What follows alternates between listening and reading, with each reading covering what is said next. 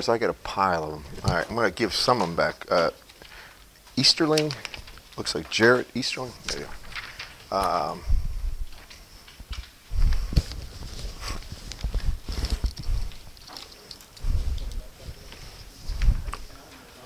Sean Honeycutt, come on, save me a trip.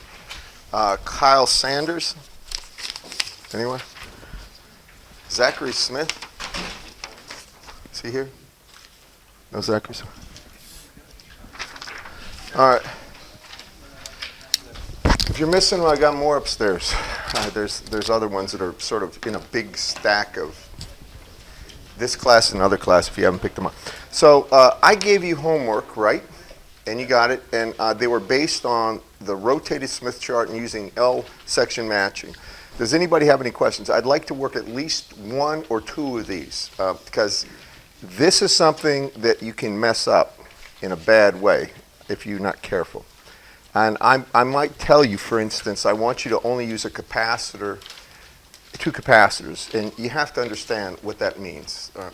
Or I don't really know if Wentworth's problems do that, but you got to be careful on this stuff. Anybody got a suggestion for which one?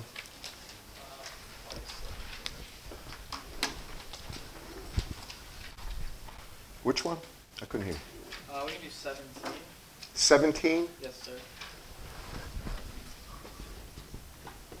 All right, give me specifics. What is ZL? ZL is 200 minus J100. Minus J100, go ahead. Frequency is 500 megahertz. You want to match a 100 ohm load? Z naught is Z1 100 ohm. Z naught is 100 ohms. That's the characteristic impedance. Go ahead. So the three things they want is determine the elements values for the load. Design a shorted stunt stub matching network. All right. And design an L section matching network. All right, we'll do the shorted one. You've done this before, but it's been a while, right? All right, so it says in shunt, it means in parallel, not in series. All right. So first thing, always when you do this, this is going to be the shunt, and this is really Emag 1, I think he did this, and it's shorted too.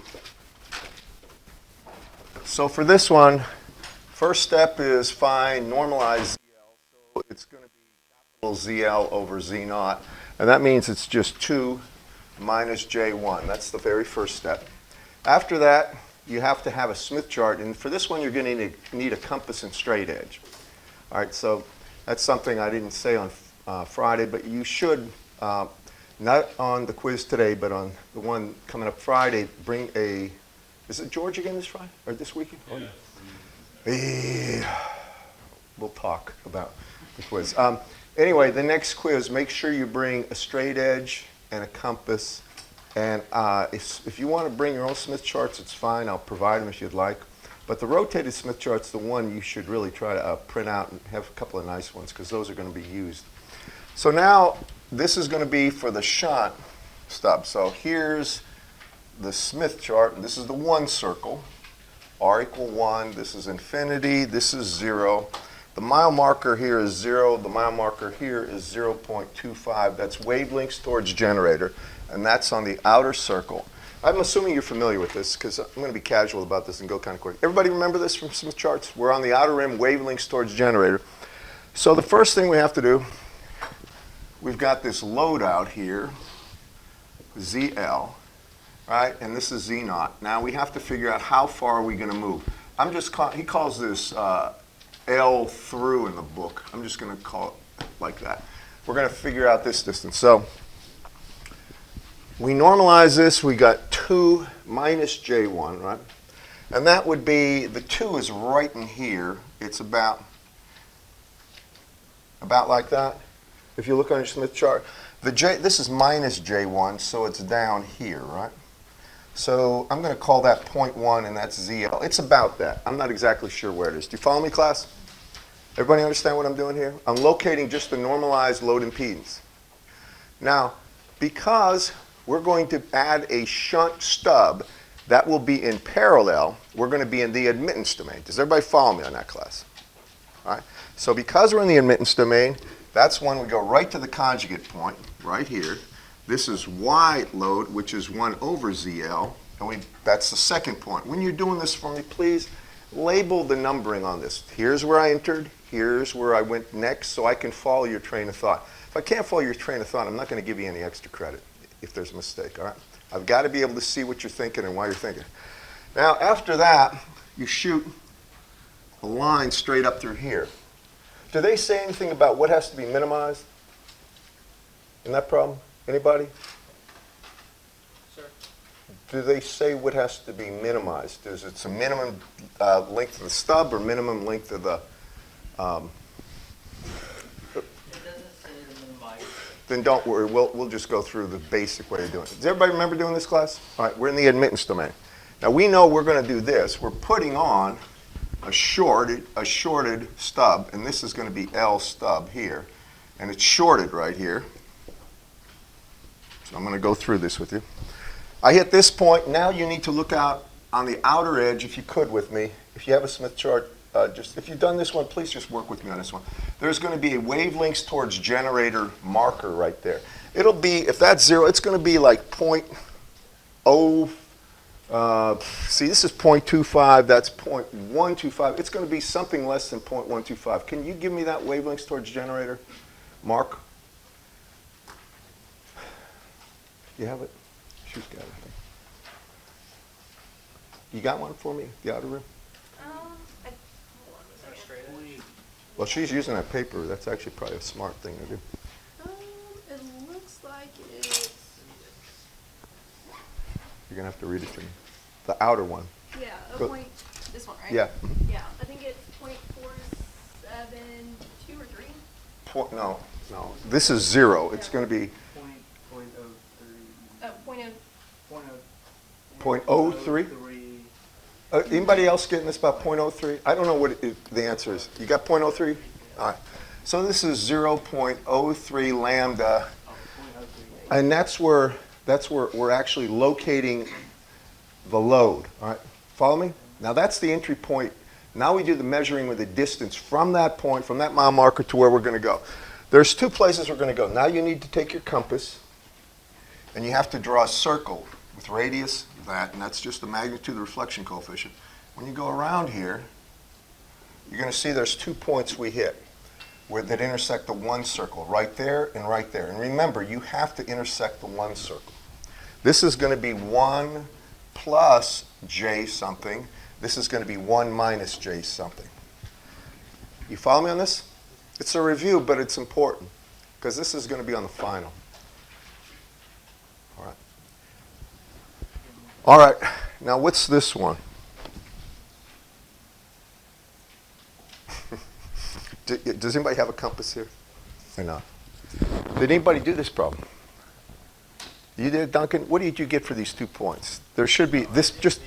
I did the L matching network. You didn't do this one? I didn't do this. Does anybody have a compass in here? Jack says it's 1. What? J1? 1 plus J1? Yes. It might be, well, you're going to have, turn around. You come prepared, I'll say that.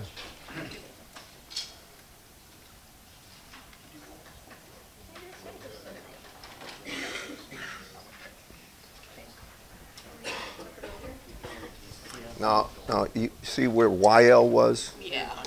That is marked YL down, yes. Yeah. YL, actually, why don't we get the value of this? This is 1 over ZL. Can you just tell me what YL is right here? Just so everybody. 0.4 plus J 0.2. Can you locate that? That's your second point. Then if you shoot a line out here, you should get about 0.03 lambda. Can you follow me on this, everyone? Now we're going to move, and we're going to move one way or the other. We're going to move around here to either hit this point or this point. You want, which point do you want? I got it circled. What's that? Which point did you want? Well, just this one. This will be the conjugate. It'll be just minus that. What is this point? 1 plus J1, somebody said. Yes. All right, so this is going to be 1 minus J1. It'll always be conjugated, the 2 points that you intersect that circle. Now, you have to ask yourself, if there's a constraint, you want to minimize something, like if you want to minimize this distance, then I have to bring up this fact. If this is I'm going to just talk you through it. If this is just a standard transmission line, and I put a load on that's a short, the impedance of a short circuit is 0, right? Therefore, the admittance of a short circuit is infinite. Follow me, class? It's infinite. Now, as I'm going away from here, here's where I come in with that stub. When I'm looking at the stub itself, and I'm looking at an admittance of infinity, this is the point I'm going to enter. I'm going to be right on the rim, right there. Follow me? As I'm moving this way. These are going to be minus j something, right? Now, if I see, if I land at this point where I have 1 plus j something, j1, if I want to get rid of that j1, I have to add something in the admittance domain that'll cancel it. It needs to be minus j1. Do you all follow me on this?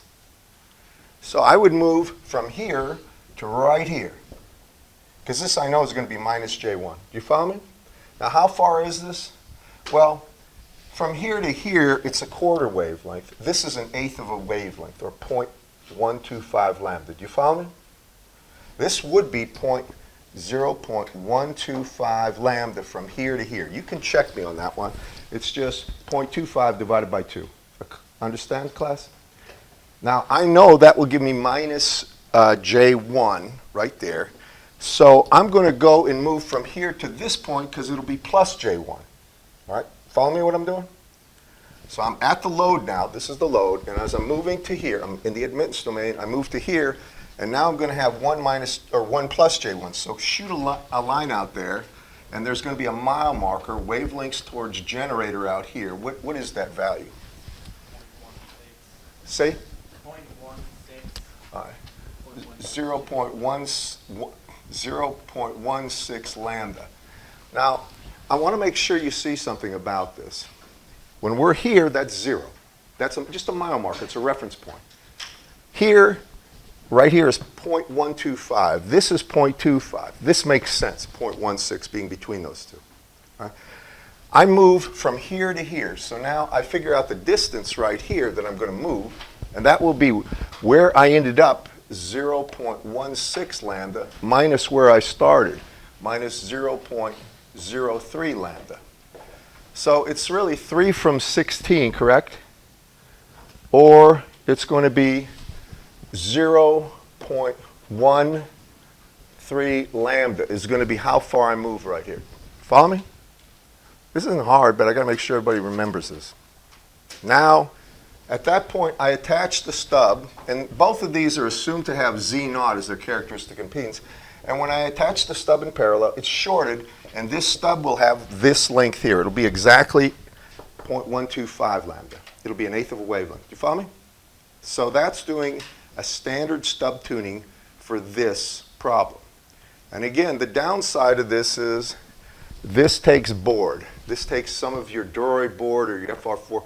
Actually, it probably wouldn't be with FR4. Doroid board or whatever your high-frequency laminate is, and it's using space on top, and you don't want to do that unless you have to. Right?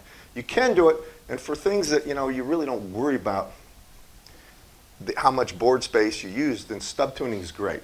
For instance, an amplifier that say you've got a high-frequency amplifier that's terrestrial. It's not up in space. It's not needed to be moved and stuff like this. You don't really worry about weight constraints or size. You can do it then.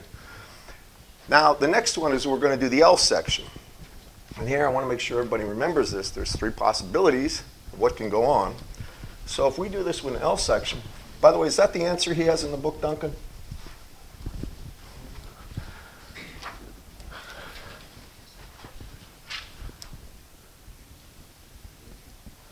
This is going to be the L section matching. And here we come down. And when I do this, I always make sure I put that one circle, R equal 1, right away.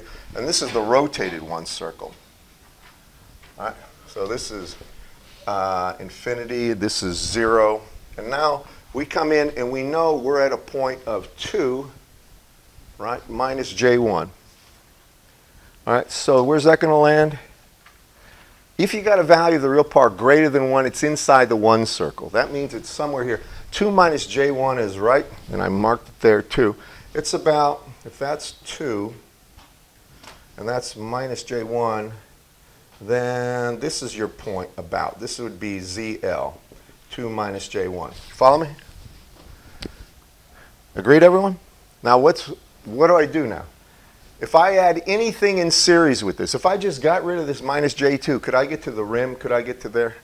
No. I'm always trying to get to the rim of either the rotated or non-rotated circle. Do you follow me, class? If you're in the impedance domain and you're here, you're in the admittance domain here. Everybody got that?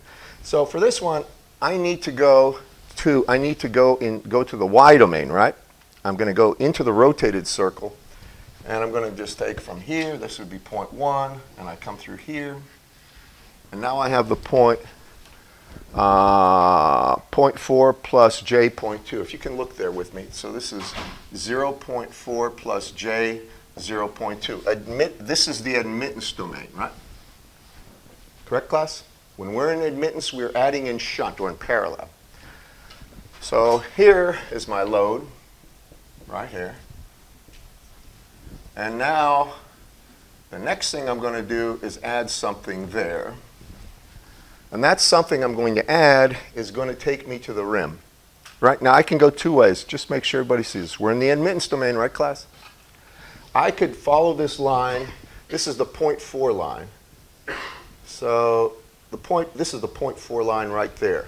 You can look at it. I'm probably closer to here. I probably don't have that drawn to scale. But y'all follow me? Can you all look in your Smith charts? Make sure you can see this point. It's 0.4 plus J 0.2. Y'all see it? Guys in the back, can you all see it back there? All right, now I could move this way, right? I would be adding, since it's point J 0.2, I would have to add positive J something, right?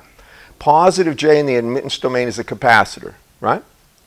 Or I could move this way. There's nothing preventing me. I could move this way, and I'd have to subtract J something to get to this point, right? And that would be an inductor, because we're in the admittance domain. Do you follow me on this, class? So I'm going to do it. I'm going to go here. And I think that's the way Wentworth probably goes, because he probably is using capacitors. Anytime you can use capacitors instead of inductors. Standard rule. So here, what is this point? Can somebody give it? Just trace the 0.4 line, see where it intersects the rotated circle. 0.5? Is it J? No, maybe not. It'll be J. Look, the J is right here. If you look here, you're going to see this is J1. This is J. What value? J.5. Yeah. J 0.5. Okay. So that means I have to add, if you look at this, to get to this point would be 0.4 plus J 0.5. To get to this point, I'm going to have to add J 0.2. Agreed?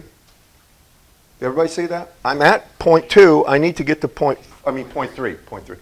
I'm at 0.2. I need to get to 0.5, so I have to add J 0.3. Agreed? All right, I'm going to leave it. I'm not going to put in the element value, so I'm going to just say this is going to be, it's supposed to be shunt right here. J 0.3, and that's admittance. And I know that's going to be a capacitor, but for now I'm just going to put it in with the value. And I'll get the and remember, this is a Y. We're in the admittance domain right there. Got it, everyone? If you didn't do this, make sure you follow me on this. Now the next thing I'm going to do is go from that point back into the impedance domain. And this should be, when I take 1 over that, it should land right on 1 minus J something. Can you tell me what that is? Because darned if I know. Take 0.4 plus J 0.5, just 1 over it on your calculator. I can't do that. Anybody? The real part will be about 1. 0.975 minus J 1.21. All right, so I'm going to just say 1 minus J. Say that last part again. 1.21. 1.21. So this is where I'm on the rim here, so let's see, it would be about here would be my, well, the conjugate point from there would be about here. So that's first point, that's second point, that's third point, right? Then I travel there. Now I come to here. What am I going to do to get rid of this? Remember, we're back in the impedance domain, right? We went from admittance to impedance. All right. What do I do to get that to 1? That's the goal, to just have 1 there, right? I'm going to add something that'll get rid of minus j.21, right? And it'd be a plus j.21. In this case, it is an inductor, unfortunately. So then here, but I'm just going to say we're going to add j1.21. That's an inductor. Now, the next thing is getting the values for these. And this is where people trip up all the time. I always tell people, start with your most basic understanding of this. I know that's going to be a capacitor, right? Well, I know capacitance has, if I start just doing the impedance part, I know that the normalized, a capacitor has x sub c equal to 1 over j omega c, or minus j omega, or minus j over omega c, right? Either one's correct. When I normalize it, and you have to always normalize this, now I divide by z naught.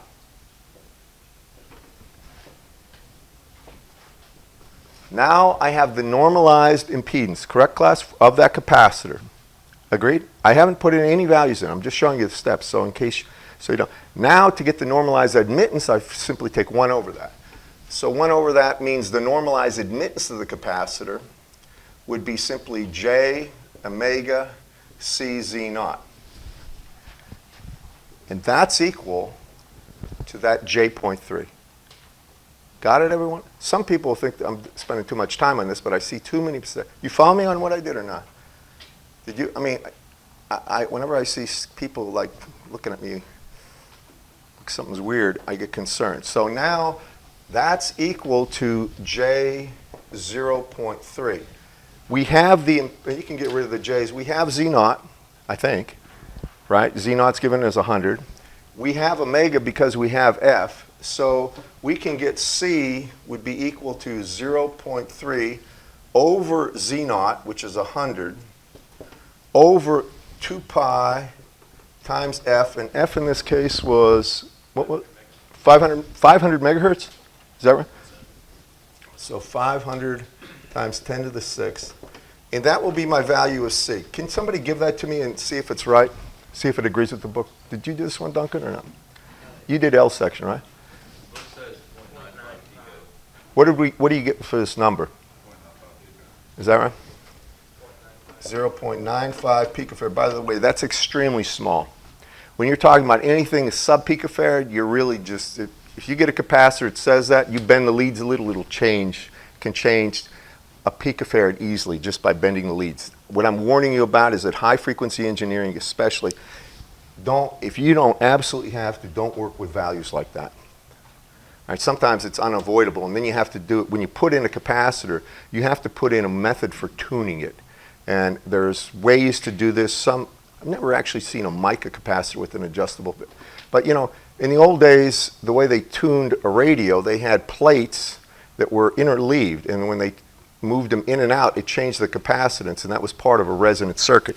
But you'll need to put in something to tune this if you actually have to solder it into a circuit for high frequency work.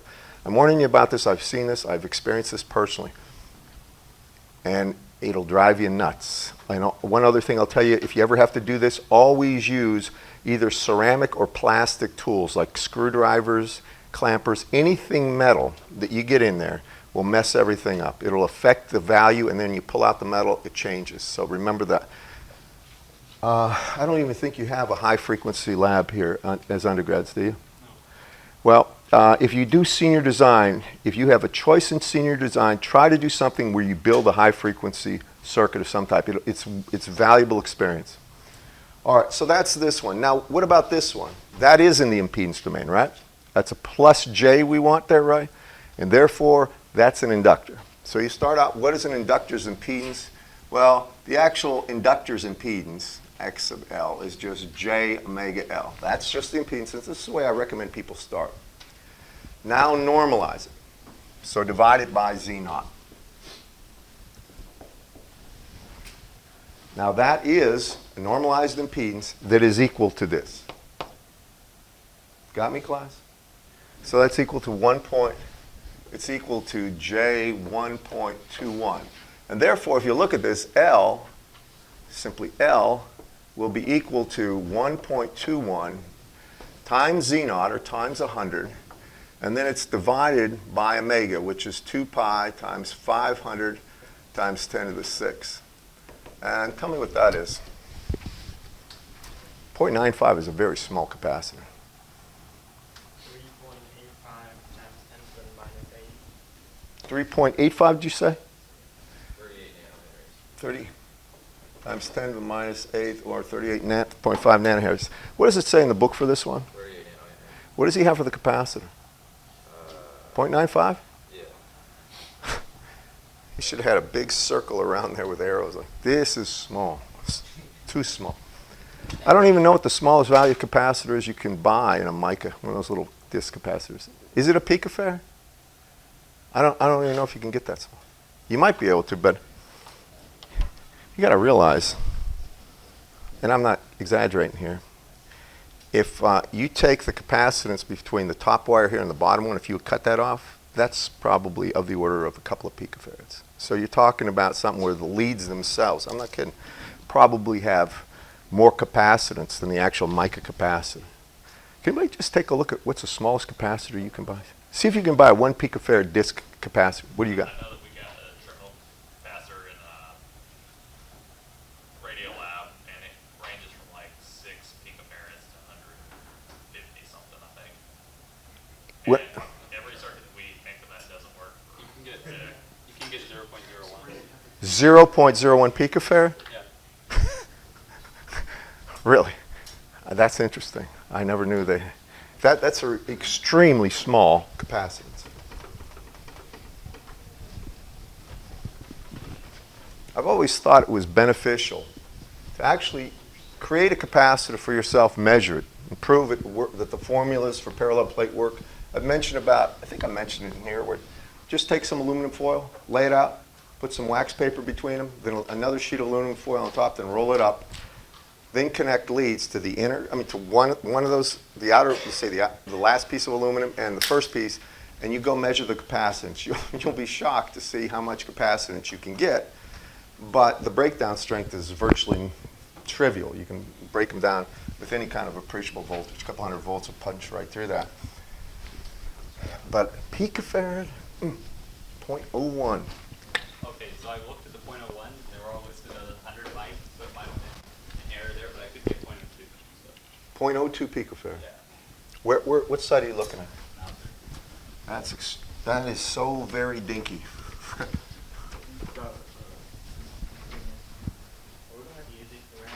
Well, those are, he's asking on the bottom of the Smith chart, you have a set of things. One is standing wave ratio, the other is reflection coefficient magnitude. You can use them if you want.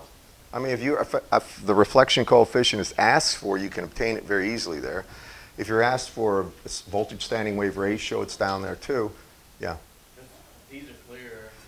Well, the reason, that's the rotated one, isn't it? Oh, you got, well, did I give you that? You gave us two. Is that the big one I gave you too? You gave both of these. You can use either one. Well, I'm just saying this is less clear than this one, so if we're not using this, I'm gonna print more of these. Yeah, sure. I'm not focusing on reflection coefficient, if that makes I sense. don't wanna waste my print. Just print the ones without the legend. All right, that's one of them. Yeah, can we do one more, just to be sure about this? So everybody will do it. You got one for me? Duncan, do you got one for me or no? Anybody? In the back there? Randy, do you got any for me? I can volunteer one if they don't got one. I mean, besides Duncan, has anybody tried these? That's like I saw him, Mike. I really did. That's where I draw the line. I mean, go ahead. You were going to give me one. Yeah, you do 1016. Yeah, tell me. So this one is, we wanna match it to 20 plus JQ load, so it's line. All right, so ZL is 20 plus J what? J50. Okay, and Z naught? Mine is 50 ohms. This is a Wentworth problem. That's what, go ahead. And then the design of an L section matching network, to normalize load impedance lies outside both the 1 plus or minus JX circle and the rotated 1 plus or minus JX circle. All right, Four possible solutions, and for each one, determine specific values of lumped elements. we're not going to do all four, but we're going to go through at least one because this is outside. So here's what I'm going to do. Start by I'm drawing my Smith chart estimate. We had at one time a Smith chart that was actually had a chalk stick on it. Did anybody ever see this one, a really big one? I don't know if Riggs has it. And it was really great because I could go up there and use it with chalk and do all that stuff.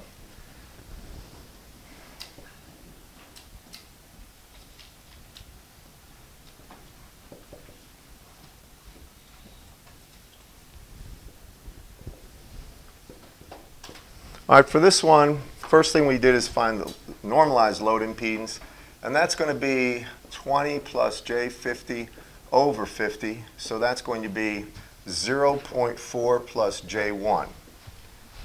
That's a straightforward thing. So now we plot where that is. So this is J1 here, and this will be the trajectory about like J1. And if I'm at 0.4, this is the one circle, so 0.4 is going to be about here. So this will be the first point, and this is again ZL, which is 0.4 plus J1. Can everybody find that? Now, you'll notice that's outside of the one circle and the rotated one circle, which means we can do anything we want. We can add, if you think about this, if we stay on the 0.4 line there, we can add a value, or subtract, pardon me, a value of J, subtract a value in J, and hit that point, right? And that would be in the impedance domain. Do you all see this? Or not? Can you all, first of all, see this point? Can you all see this? Locate that point with me, right? Now, think about this. When we move, we're going to be adding or subtracting J something, right? We're not going to add any real stuff, correct? Here, and we can, if we would subtract J in a sense, we could move from there to this point right here. This would be 0.4, and it would be where it intersects that line, which I think is J.5 for some reason. All right, I could move there, correct, class? Now, by the same token, this would be adding a series element, correct, class? It would be a capacitor. If I went to the conjugate point down here and went to YL, which is 1 over ZL, then, if I wanted to move to here, I could add also, in shunt, I could add a value of whatever that's going to be. Do you follow me, class? So we can do either one. We're going to do the series one first. So we're going to go from there, 0.1 to this 0.2. And so this is 0.4 plus J 0.5. Is that right, guys? Yeah. All right, so now that means I had J.1, I went to J.5, so I moved a total of J1 minus J 0.5 is equal to simply going to be I'm going to subtract J 0.5 from here. So that means my first element is going to be in series, and it's going to be minus J 0.5, and this is in the impedance domain. And here's my normalized load, which is going to be 0.4 plus J plus J1. Now I'm at this point. With me? Now we go to the admittance domain. And we go from, so this is 0.2. Now we go through here, and we're going to hit the conjugate point. We just did that one. What is that? 1 minus J, 1.2 something? Is that it? All right, so this is the third point, and it's 1 minus J. Say that again. 2.1, right? And again, that's impedance. This is admittance. Correct, class? Are you with me? 1.21. Sorry. Thank you, Duncan. Thank you. Agreed? I thought it was 1.21, but I wasn't sure. Everybody agree with that? Now, when I'm here, I want to go to here, so that means I have to add J 1.21. Correct, class? Y'all see it? So I'm going to put it in shunt.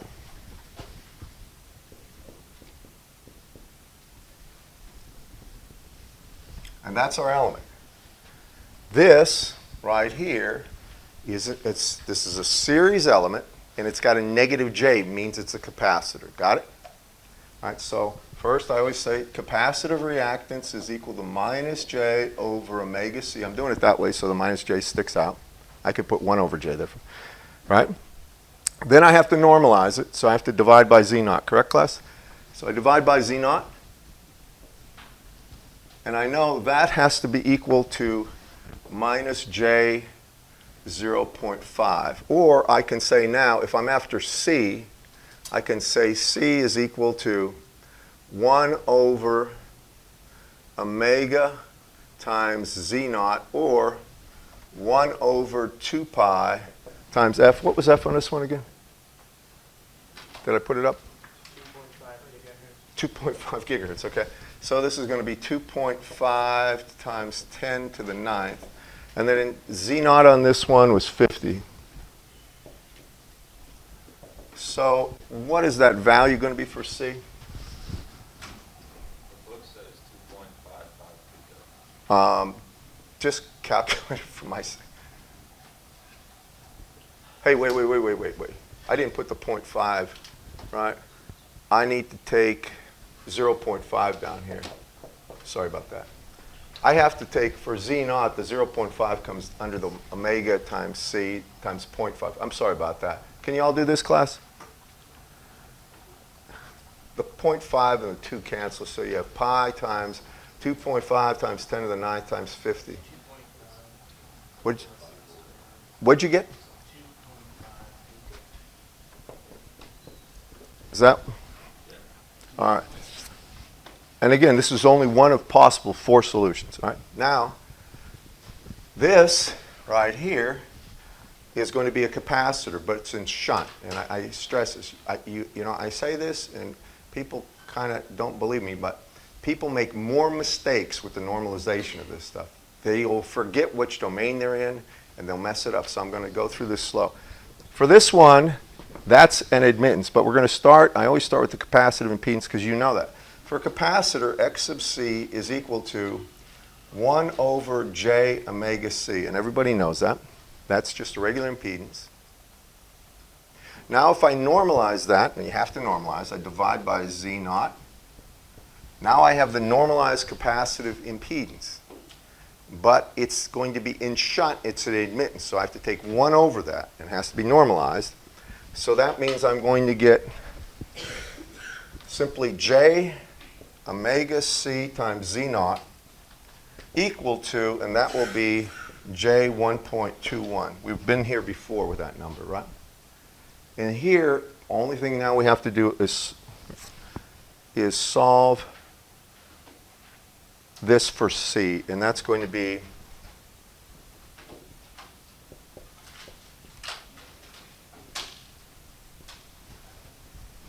2.25 or 2.5 times 10 to the 9th, right? 10 to the 9th times Z naught of 50. And what do you get for this value?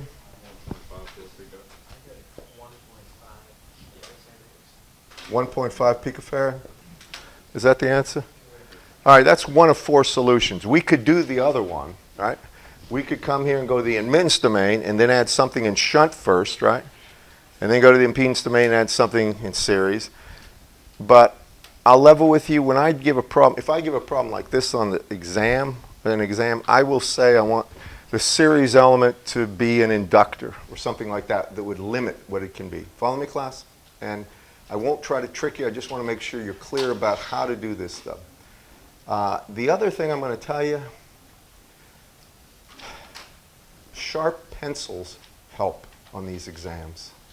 And especially when you're looking at, when those things get too fat and stuff, the error compounds. When you take 1 over something, then you move, and it starts really getting where you're getting like 30, 40% error just because your pencil sometimes. Okay, good. Now, is that right? All right. Yeah, I promised you a quiz. So